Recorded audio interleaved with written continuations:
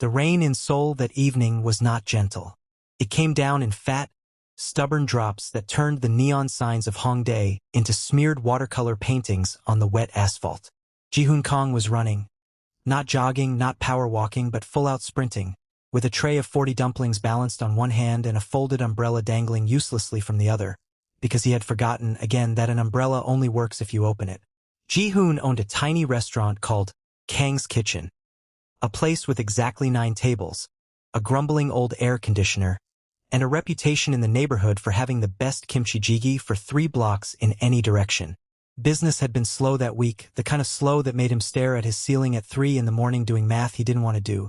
So when a hotel 2 streets over called asking for an emergency catering order for a wedding rehearsal dinner, he said yes before he even asked what time they needed it. That was how, on this particular rainy Tuesday, a 29-year-old Korean chef found himself sprinting through a thunderstorm with 40 dumplings and a great deal of hope. If you're the kind of person who believes in fate, love, or just really well-timed disasters, welcome, because this is where our story really begins. And if you've ever fallen in love with someone at the worst, wettest, most humiliating possible moment, hit that like button right now, because you already know exactly what's about to happen to Ji-hoon. Across the street, under the narrow awning of a bookshop, stood Ngozi Ease, Nigerian-born, Seoul-based for the last 2 years, a graphic designer with a laugh that could be heard over traffic and a habit of talking to strangers as though she'd known them for years. She was waiting for a taxi that was clearly never coming, scrolling through her phone, muttering something about Korean taxi apps in 3 languages, when she looked up just in time to see a man in a chef's apron go down. Spectacularly, dramatically, tragically, on a puddle the size of a small lake. 40 dumplings flew into the air like startled birds.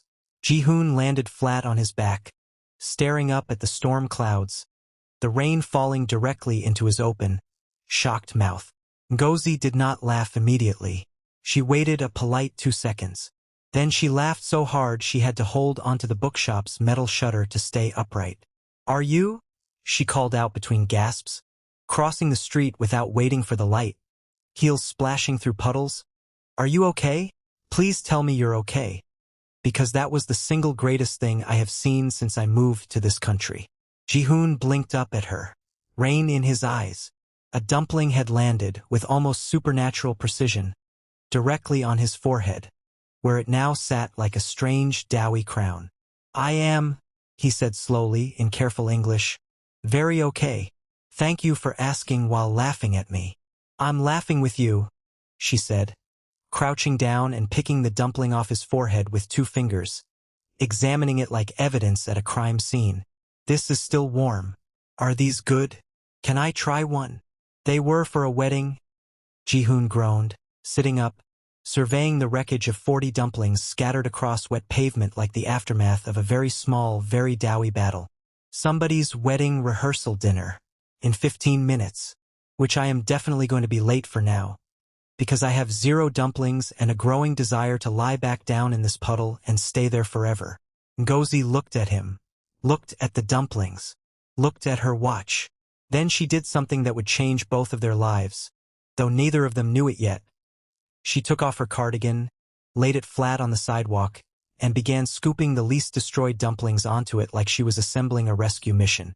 "Okay, chef man, we're saving what we can, and then you're going to march into that wedding, apologize with your face. You have a very apologetic face, it's a gift, use it, and tell them the rest are coming in 20 minutes because you personally, and I cannot stress this enough, personally hand-selected the freshest batch."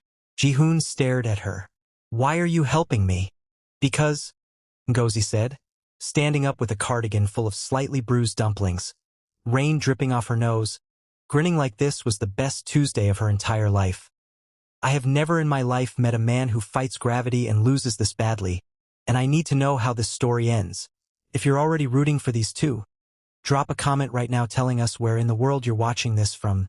Lagos, Seoul, London, wherever you are, we want to know our Afro-Korean TV Stories family is truly global." Ji-hoon got up, dripping, holding a cardigan full of dumplings like it was the most precious cargo in Seoul. And for reasons he could not explain, he was smiling. "I'm Ji-hoon," he said. "Ngozi," she said. "Now run, chef man, your wedding people are waiting."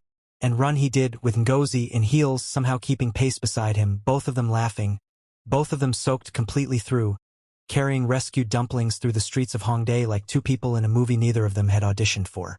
The rehearsal dinner, against all odds, was saved. The bride's mother took one look at the story. Dumplings that survived a storm, delivered by a laughing chef and a mysterious woman in a soaked cardigan, and declared it the most romantic thing she had heard all year, despite the fact that it was, technically, a story about food falling on the ground. Ji-hoon insisted on walking Gozi home, or at least to somewhere dry, and somewhere along the 3-block walk in wet shoes, sharing one broken umbrella that let in more rain than it kept out. They discovered they were both hopeless at small talk and excellent at big talk.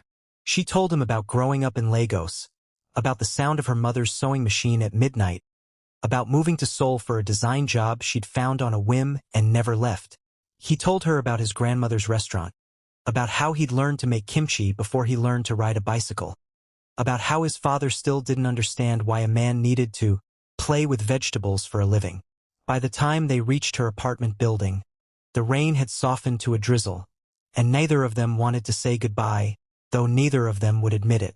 "So," Ngozi said, standing under the building's overhang, twisting a strand of wet hair around her finger. "Will Kang's Kitchen survive the great dumpling massacre of tonight? Only if a very brave customer comes back tomorrow and orders extra," Ji-hoon said, "to make up for the ones that died in battle.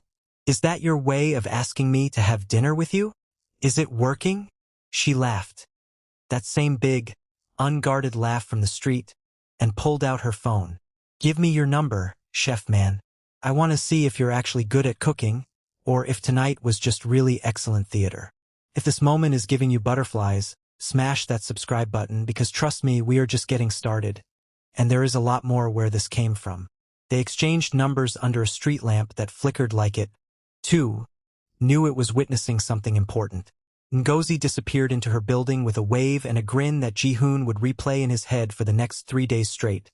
And Ji-hoon walked home in wet shoes, past his own restaurant, past the shattered remains of 40 dumplings still glistening faintly on the sidewalk, smiling like an idiot the entire way. He did not sleep that night, not because of the disaster of the evening, and not because of the money he'd lost on ruined dumplings. He lay awake because his chest felt strange, full, warm, slightly ridiculous, and because he kept hearing on a loop the sound of a stranger's laughter in the rain. The next evening, Ngozi walked into Kang's Kitchen wearing a bright yellow dress that made her impossible to miss even in a restaurant with only 9 tables, and Ji-hoon, who had rehearsed a smooth greeting in the mirror that morning, immediately forgot every word of it and instead knocked over a stack of menus. "Smooth," Ngozi said, sliding into a seat and picking up a fallen menu off the floor before he could. "Very smooth. Do you fall down every time we meet? Is this a pattern I should know about? Should I bring a helmet next time?" "I don't usually," Ji-hoon said, gathering the rest of the menus with as much dignity as a man can gather while red-faced. "You have a very specific effect on my balance." "Is that a compliment or a medical concern?" "Both," he admitted, and she laughed so loudly that 2 elderly regulars at the corner table turned to look, then smiled at each other knowingly, the way old married couples do when they recognize the beginning of something. Ji-hoon cooked for her himself that night. Not the catering menu, but the dishes his grandmother taught him, the ones he almost never made for customers because they felt too personal, too much like giving away a piece of himself on a plate. Ngozi ate everything with the enthusiasm of a woman discovering a new favorite food every 4 minutes, occasionally closing her eyes and making sounds that made Ji-hoon simultaneously proud and deeply flustered. "Okay," she said, pointing her chopsticks at him. Badly, because she was still learning to use them, and had already dropped 3 pieces of galbi directly into her own lap. "I need you to know something about me before this goes any further. I am the worst person alive at using chopsticks. I have tried. I have YouTube tutorials. I have practiced with rubber bands on the handles like a 5-year-old. It is simply not happening." "Then let me teach you," Ji-hoon said, and before either of them fully registered what was happening, he had scooted his chair around the small table, close enough that his sleeve brushed her arm, and wrapped his hand gently around hers, adjusting her fingers on the chopsticks one by one. "Like this," he murmured. "Not like a fist, like you are holding a small, polite bird." A small, polite bird, Ngozi repeated very seriously, not moving, very aware of how close his face was to hers, of the warmth of his hand over her fingers, of the sudden, complete silence of the restaurant around them, as though even the walls were holding their breath. Yes, Ji-hoon said softly. Exactly like that. Neither of them picked up a single piece of food for the next 30 seconds. They simply sat there, hand over hand, chopsticks forgotten, staring at each other in a way that had absolutely nothing to do with dinner. If you felt that little jump in your chest just now, comment below with a heart emoji. We see you, we feel you, and we promise it only gets better from here. And if nobody's told you today, don't forget to like this video, it genuinely helps our small channel grow. Their relationship, once it started, moved the way good relationships often do, quickly on the inside, cautiously on the outside. They spent the next several weeks discovering each other in the small, ordinary, extraordinary ways new couples do. Ji-hoon learned that Ngozi sang loudly and terribly in the shower, always the same 3 Afrobeat songs, always slightly off-key, always utterly without shame. Ngozi learned that Ji-hoon talked to his pots and pans while cooking, murmuring encouragement to simmering soup like a nervous coach at a sporting event. She taught him to say, "I love jollof rice more than my own life" in Yoruba, badly, with an accent so mangled that she recorded it and threatened, laughing until she cried, to post it online. He taught her to say, "The food is delicious, grandmother" in Korean for the inevitable day she would meet his grandmother, and made her practice it 40 times until her pronunciation was, in his words, acceptable, but grandmother will still know you are foreign the moment you smile, because you smile with your whole face, and Koreans over 70 find that suspicious. That is possibly the most Korean thing you've ever said to me, Ngozi told him, delighted. They went on a disastrous hike up Bukhansan where Ji-hoon, who had assured her he was basically a mountain goat, got them lost for 2 hours and had to be guided back to the trail by a group of extremely amused 60-year-old Korean hikers who kept calling Ngozi the patient one and Ji-hoon the one who talks a big game. They went to Ngozi's favorite Nigerian restaurant in Itaewon, where Ji-hoon ate pepper soup so spicy that he cried actual tears while insisting, through the tears, that he was totally fine. This is nothing, Korean food is spicier. A claim Ngozi filmed on her phone for what she called blackmail purposes, forever. Every date ended the same way, at her door or his, standing too close, saying goodnight 3 or 4 times because neither of them wanted to be the one to actually leave.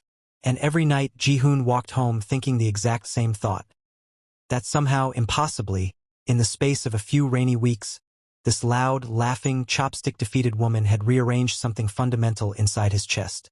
The first kiss happened on a Tuesday because they both agreed later, laughing, of course it happened on a Tuesday, since that seemed to be the day the universe had assigned to the two of them, on the rooftop of Ji-hoon's restaurant, where he'd taken her to see the Seoul skyline glittering under a clear sky for once, no rain in sight. "You know," Ngozi said, leaning against the railing, the city lights reflected in her eyes. "When I moved here 2 years ago, my mother cried for 3 days. She said, 'Ngozi, you are going to a country where you know nobody, where you don't speak the language, where you will be lonely and cold and far from home.' Were you?" Ji-hoon asked quietly. "Lonely? Sometimes," Ngozi admitted. "Very. Some nights I would sit in my apartment and just miss the sound of my own language, you know? Miss my mother's voice, my sisters shouting over each other at dinner, the noise of home." She turned to look at him, and her voice softened even further. "And then a chef fell into a puddle in front of me, and somehow, I don't know how, I stopped feeling so far from home." Ji-hoon reached out and gently brushed a strand of hair from her face, his hand lingering against her cheek. "Ngozi," he said, her name careful and deliberate in his mouth, like something precious he didn't want to drop. "I have been thinking about kissing you since the moment a dumpling landed on my forehead. I understand that this is not romantic timing. I understand this is, objectively, one of the least romantic origin stories in human history. But I would very much like to kiss you now, if that is all right." "Ji-hoon," Ngozi said, already leaning in, already smiling against his mouth. "You talk entirely too much for a man who's had 2 years to work up the courage. It's been 3 weeks. Feels longer," she whispered. And then there was no more talking at all. Just the city lights and the quiet rooftop and two people finally closing the distance that had been shrinking, kiss by almost kiss, since a rainy Tuesday in Hongdae. If you're smiling right now the way we hope you are, please subscribe to Afro-Korean TV Stories. It costs nothing, it takes 2 seconds, and it genuinely helps us keep making stories like this one for you. And don't forget, share this with a friend who needs a little romance in their life today. They kissed for what felt like both no time at all and an entire lifetime. And when they finally broke apart, foreheads touching, both of them laughing quietly for no reason except pure, uncomplicated happiness, Ji-hoon said, "I should tell you, this changes the terms of your dumpling discount. Excuse me? You now get unlimited dumplings. Forever. This is a binding verbal contract." "Ji-hoon Kong," Ngozi said, kissing him again, briefly, firmly. "I am going to hold you to that with the full force of Nigerian law. I don't think Nigerian law has jurisdiction in a Seoul restaurant. Watch me find out." 3 months into their relationship, Ngozi decided it was time for a video call with her family in Lagos. A decision she announced to Ji-hoon the way one might announce a minor earthquake. "Just so you're prepared," she said, setting up her laptop on the kitchen counter while Ji-hoon paced nervously behind her, straightening his shirt for the 4th time. "My mother will ask you at least 6 invasive questions in the first 2 minutes. My father will pretend not to care and then ask the same 6 questions later, privately, as though it was his idea. And my younger sister, Chinyu, will simply stare at you the entire call without blinking, like she's deciding whether you're trustworthy. Do not take it personally. She does this to everyone, including our pastor. Should I be worried? Should you?" Ngozi laughed, pulling him down into the frame beside her just as the call connected. "Ji-hoon, my love, you survived falling on your back in front of a stranger and still asked her out 3 weeks later. I think you can survive my mother." The call connected and immediately, the small laptop screen filled with faces. Ngozi's mother, a warm-eyed woman with her daughter's exact laugh, leaning so close to the camera her face took up half the screen. Her father, arms crossed, trying very hard to look unbothered, and a teenage girl in the background who indeed did not blink once for the entire duration of the call, exactly as promised. "So," Ngozi's mother began without any preamble whatsoever, "you are the Korean chef." "Yes, ma'am," Ji-hoon said, bowing slightly out of habit. Even though it was a video call and bowing accomplished absolutely nothing except making Ngozi bite back a laugh beside him. "Do you cook Nigerian food?" "I am learning, ma'am. Your daughter has taught me to make jollof rice. Took me 4 attempts. 4 attempts," Ngozi's mother repeated, turning to someone off-screen, presumably Ngozi's father, with an expression of deep satisfaction. "You hear that? 4 attempts and he did not give up. That is character."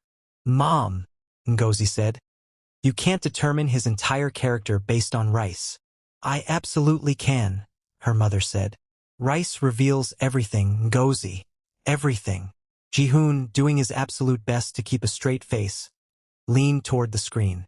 "For what it's worth, ma'am, on my 4th attempt, the rice was, and I am quoting your daughter directly here, edible finally, thank God." The whole family erupted into laughter, even the unblinking sister, who broke character just long enough to grin. And just like that, whatever invisible test had been running quietly beneath the small talk, Ji-hoon had passed it. If Ji-hoon just won you over the way he won over Ngozi's mom, comment for attempts below. We want to see how many of you caught that. And hey, since you've made it this far into the story, do us a favor and hit subscribe. It really does make a difference for a small channel like ours. Meeting Ji-hoon's family, on the other hand, was an entirely different kind of challenge.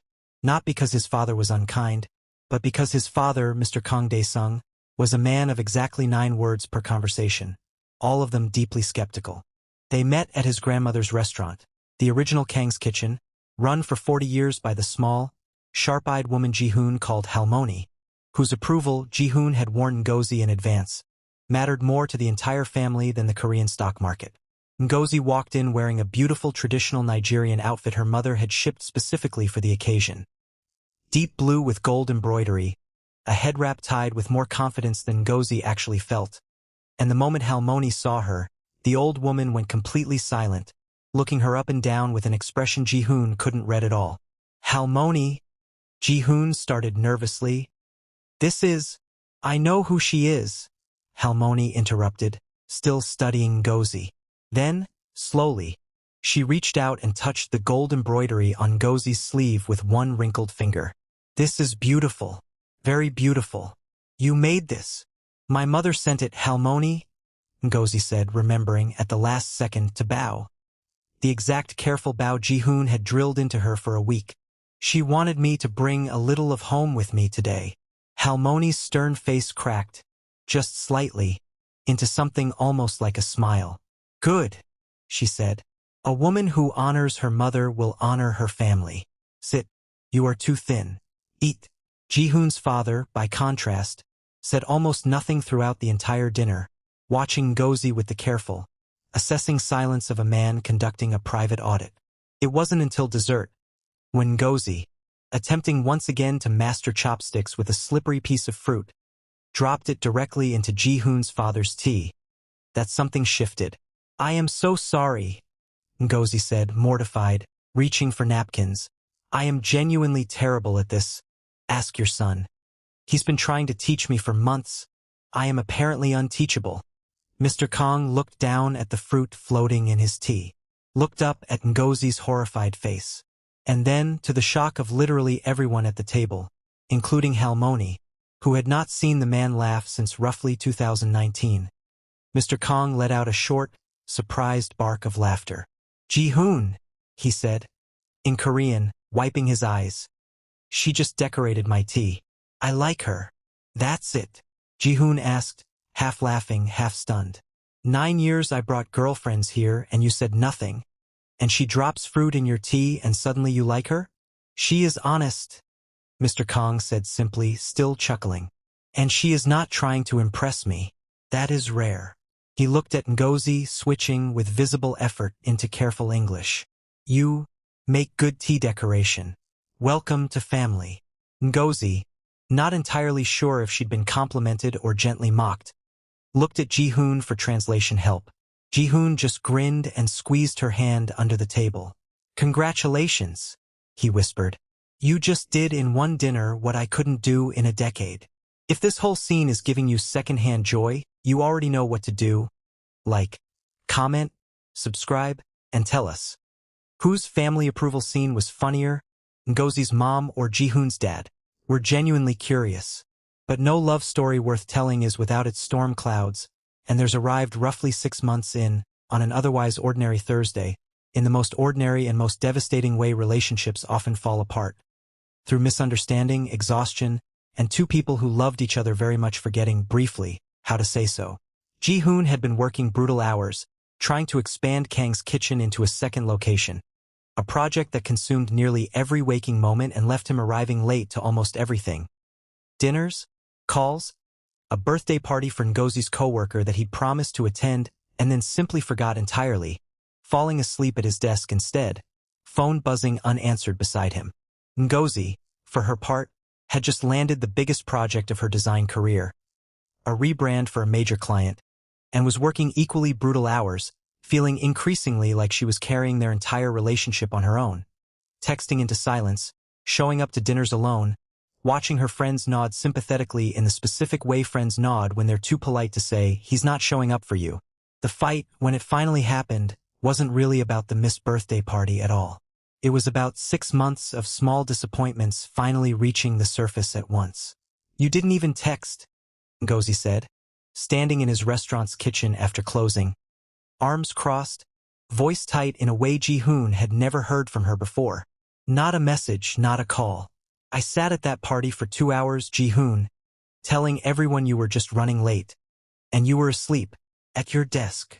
I told you the expansion is intense right now, Ji-hoon said, exhaustion making his voice sharper than he intended. I am trying to build something that will actually support us. Ngozi, a future. And I cannot do that if I am also expected to be everywhere all the time. I'm not asking you to be everywhere. I'm asking you to send one text message. That's it. That's the whole ask. You don't understand the pressure I'm under. And you don't understand what it feels like, Ngozi said, her voice cracking slightly. To move across the entire world, away from everyone I love, and start feeling lonely again in the one relationship that was supposed to make this country feel like home. The words landed hard, and silence filled the small kitchen. The same kitchen where, 6 months earlier, he'd taught her to hold chopsticks like a small, polite bird, hand over hand, hearts wide open. Maybe, Ngozi said quietly, gathering her bag. We both need to think about what we actually want here, because I can't keep feeling like an afterthought, Ji-hoon. I won't. She left. He didn't stop her. And for the first time since a rainy Tuesday in Hongdae, Ji-hoon Kong went to sleep without a single thought of her laughter. Only the hollow, aching silence where it used to be. If you've ever been through something like this in your own relationship, you're not alone. Comment below, we read every single one, and we promise this story isn't over yet. Stay with us, because sometimes love needs a storm before it finds its way back to clear skies. 2 weeks passed. 2 long, gray, dumpling-less weeks, during which Ji-hoon worked himself into the ground and Ngozi buried herself in her rebrand project. Both of them checking their phones far more often than either would admit. Both of them finding excuses to walk past places that reminded them of the other. She passed his restaurant, feigning interest in the bookshop across the street. He passed her apartment building, walking his groceries the long way for absolutely no logical reason at all. It was Halmoni, of all people, who finally broke the standoff. She showed up unannounced at Ji-hoon's tiny apartment on a Sunday morning, letting herself in with the spare key she'd had since he was 22 and clearly never planned to relinquish, and found her grandson sitting at his kitchen table, staring at a bowl of cold ramen he'd clearly forgotten to eat an hour ago. "You look terrible," she announced, sitting down across from him without invitation. "Like the ramen. Both terrible." "Thank you, Halmoni." "That girl," Halmoni said, not bothering to soften into the subject the way a gentler grandmother might. "The one who decorated your father's tea. Where is she?" "We're not really talking right now." "Why?" "It's complicated." Halmoni gave him a look that had, over 78 years, successfully ended arguments with 3 husbands' worth of in-laws, several business partners, and 1 particularly stubborn city inspector. "Ji-hoon, I ran this restaurant alone for 11 years after your grandfather died. I know complicated. This is not complicated. This is you being scared and calling it complicated because it sounds better." Ji-hoon opened his mouth to argue and found, somewhat to his own surprise, that he had nothing to say. "You built this restaurant," Halmoni continued, gesturing vaguely at the world outside his kitchen window, meaning both the actual restaurant and everything he'd worked so hard to build around it. "To give people a place to feel less alone. And you let the one person who made you feel less alone walk out the door because you were too busy building it." She reached across the table and tapped his forehead, the same spot, he realized with a small, painful laugh, where a dumpling had once landed on a rainy night. "Go get her back. Properly. Not with a text message. A man does not win back a woman like that with a text message." "What do I do, Halmoni?" For the first time all morning, Halmoni smiled, the same rare, sharp smile she'd given Ngozi over a plate of decorated tea. "You are a chef," she said. "Cook for her. Cook like you mean it. And then talk. With your whole chest, like she does." If Halmoni just became your favorite character too, comment Team Halmoni below. She's about to steal the rest of the story, we promise.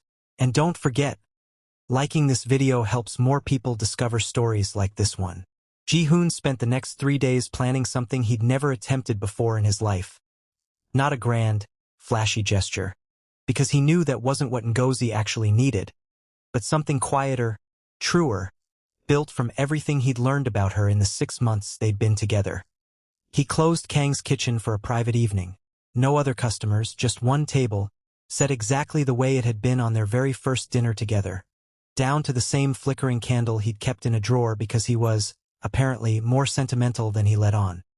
He cooked her favorite dish from his own menu and, beside it, on the same plate, a careful, slightly imperfect attempt at jollof rice. His 5th attempt, he would later tell her, made from a recipe he'd begged her mother for over a shaky international phone call that had involved more laughter than actual cooking instruction. Then he sent her a single text. Not an apology, not an explanation, just an invitation. Kang's Kitchen. Tonight, 7 p.m. I have something to show you, and I promise it isn't a dumpling to the forehead this time. Please come. Ngozi almost didn't. She sat on her bed for 20 minutes staring at the message, arms crossed, trying to summon the resolve to stay strong, to protect the boundary she'd drawn 2 weeks ago. But somewhere around minute 21, she found herself already reaching for her coat. I hate that you can still do this to me, she muttered to herself in the mirror, fixing her hair with more care than she wanted to admit to. I hate it. When she walked into the restaurant that evening, it was empty except for one table, one candle, and Ji-hoon standing beside it looking more nervous than she had ever seen him. More nervous, even, than the night he'd fallen flat on his back in front of her for the very first time. You closed the whole restaurant?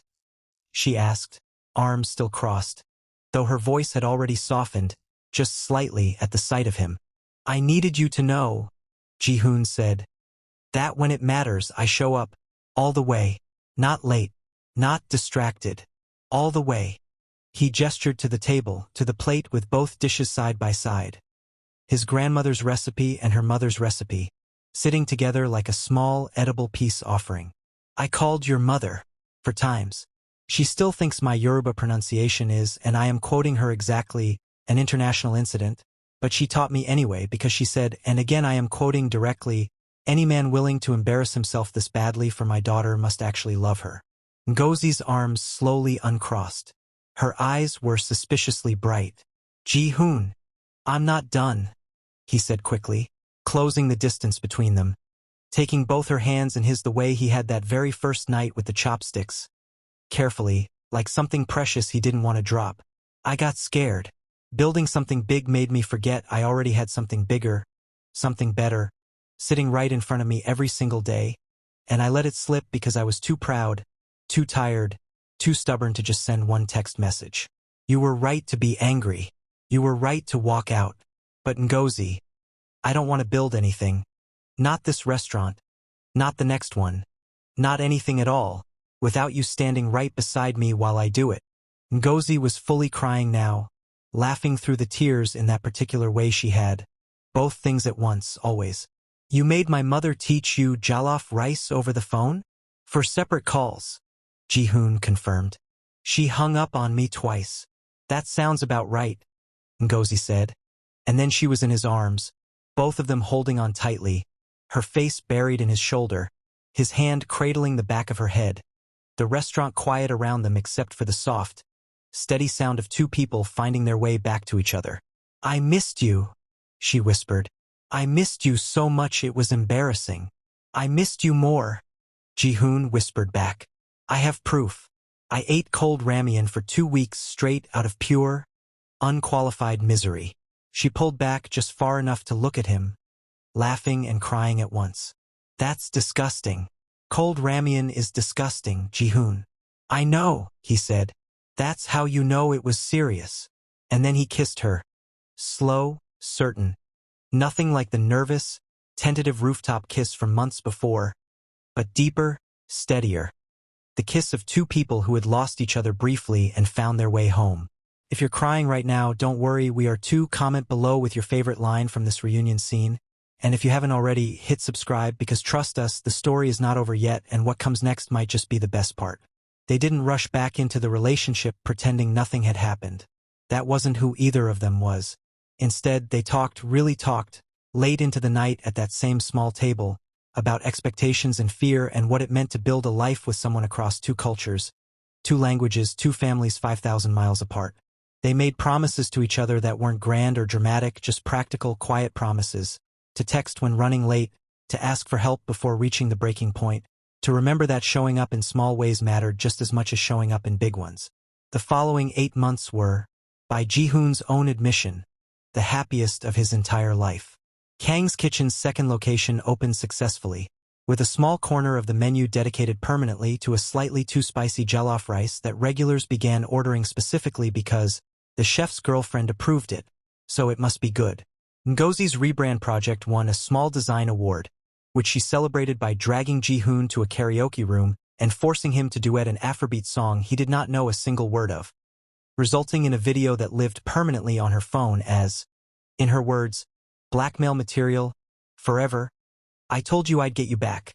Then, on the one-year anniversary of the night 40 dumplings met their untimely end on a Hongdae sidewalk, Ji-hoon asked Ngozi to meet him at the exact same spot, at the exact same time, in the middle of what the weather forecast had promised with suspicious accuracy would be another thunderstorm.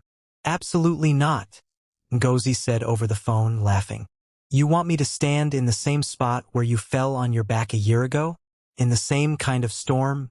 Ji-hoon, are you trying to recreate a crime scene? Please, he said, and something in his voice, nervous, hopeful, unmistakably serious, made her stop laughing. Okay, fine. But if you fall down again, I am recording it this time. For real. With sound. She arrived at the exact spot at the exact time, rain beginning to fall in the same fat, stubborn drops as that very first night, and found Ji-hoon standing there, dry, under a large umbrella he had, this time actually opened, with a small velvet box held nervously in one hand and the same apologetic, hopeful expression he'd worn the moment she'd first crouched beside him on the wet pavement. You didn't fall this time, Ngozi said softly, crossing the street toward him, heart already hammering. I've had a year of practice standing on solid ground, Ji-hoon said. With you next to me. He got down on one knee, right there on the sidewalk, rain beginning to soak through his shirt, completely unbothered by it. Ngozi ease. A year ago you saved 40 dumplings and, somehow, without either of us realizing it, an entire chef's heart along with them. You brought a little bit of Lagos into my life and taught me that home isn't a place. It's a person. It's a laugh you'd recognize anywhere. It's someone who helps you scoop dumplings off a wet sidewalk without asking a single question first. I don't want to fall in love with you every day for the rest of my life. I want to fall in love with you every day for the rest of my life while standing right beside you, married, building this ridiculous, wonderful, unpredictable life together. Will you marry me? Ngozi was crying before he even finished the question. Both hands pressed to her mouth, rain streaming down her face indistinguishable from tears, nodding before she could even form the word. Yes, she finally managed, pulling him up and into her arms as he slid the ring onto her trembling finger.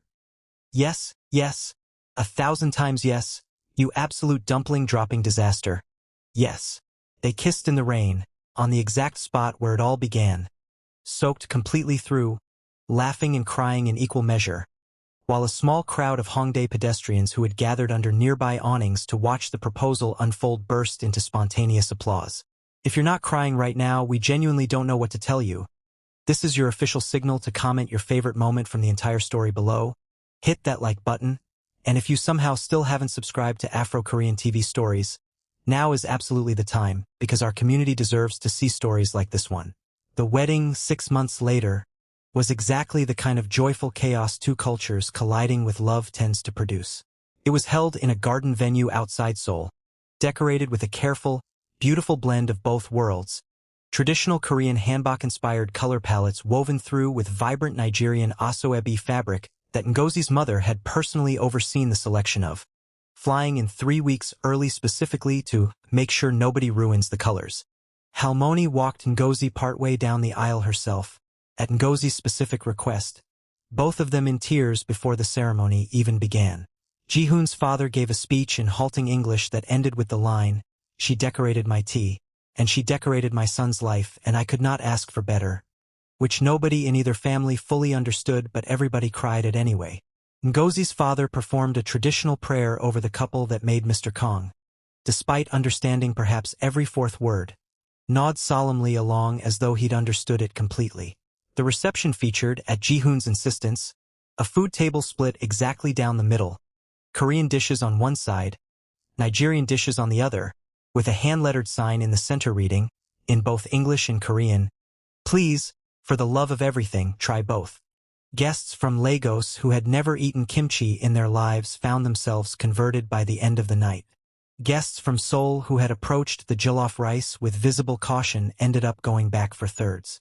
The DJ, following strict pre-wedding orders from both families, alternated seamlessly between K-pop and Afrobeats all night, resulting in a dance floor that never once emptied.